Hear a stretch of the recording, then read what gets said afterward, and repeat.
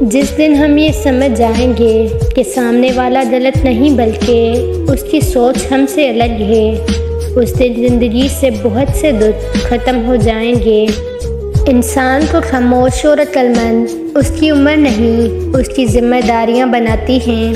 کسی کا دل توڑنے سے پہلے یہ بات ضرور سوچیں کہ بندے کی معافی بندہ ہی دیتا ہے، خدا نہیں۔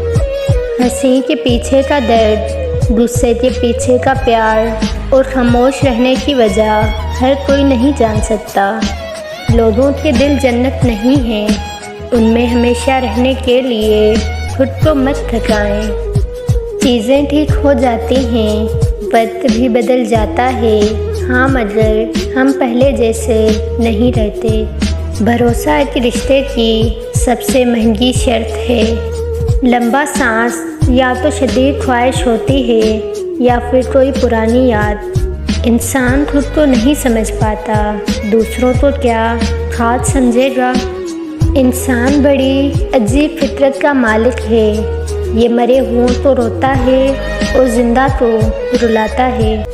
محبتیں اور خوشیاں بانٹتے رہا کریں، کیونکہ جس کنویں سے لوگ پانی بھرنا چھوڑ دیں وہ سوکھ جاتا ہے۔ عقل مند بننا چھوڑ دو، بہت کچھ سیکھ پاؤ گے۔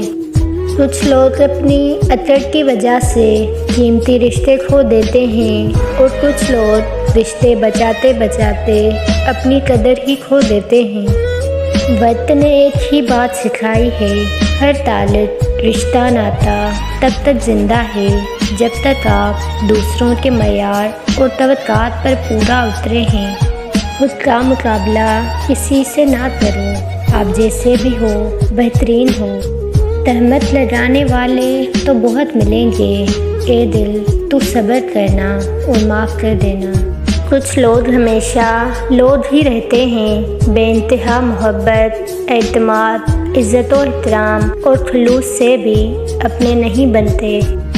دل دکھانے والے ہمیشہ دل کے قریب ہی ہوتے ہیں۔ پوری دنیا کی معذرتیں ملا کر بھی ایسے انسان کے لیے کافی نہیں ہو سکتی جسے اس کے پسندیدہ شخص نے مایوس کیا ہو۔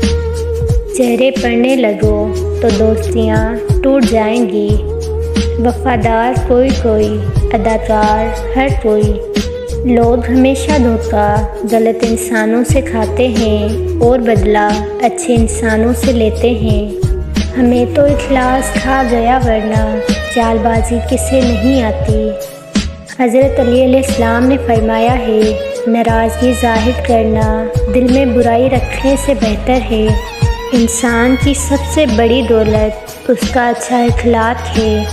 مخلص لوگ ٹوٹ جائیں تو منا لیا کرو، مطلبی لوگ چھوڑ جائیں تو رب کا شکر ادا کیا کرو۔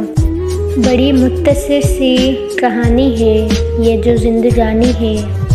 دنیا کے سب سے تیز اور اندر تک چیر پھاڑ دینے والے ہتھیار لفظ، زبان اور لہجے ہیں۔ رشتے بچانے کے لیے انسان جھک سکتا ہے، لیکن جھکنے کی بھی ایک حد ہوتی ہے۔ لہٰذا تعلق وہی بچتے ہیں جہاں دونوں احساس کرنے والے ہوں۔ ہمیں اپنی اوقات یاد رکھنی چاہیے، ہم مٹی سے بنے ہیں اور مٹی میں جانا ہے۔ الفاظ صرف چبھتے ہیں، خاموشیاں مار دیتی ہیں۔ آہستہ آہستہ ہمیں یہ سمجھ میں آنے لگتا ہے کہ زندگی میں ہر وہ شخص ضروری نہیں ہوتا جنہیں ہم ضروری سمجھ کر شامل کر لیتے ہیں۔ کسی کا سکون اور زندگی چھیننے کے کفارے نمازوں، روزوں اور عبادتوں سے ادا نہیں ہوتے۔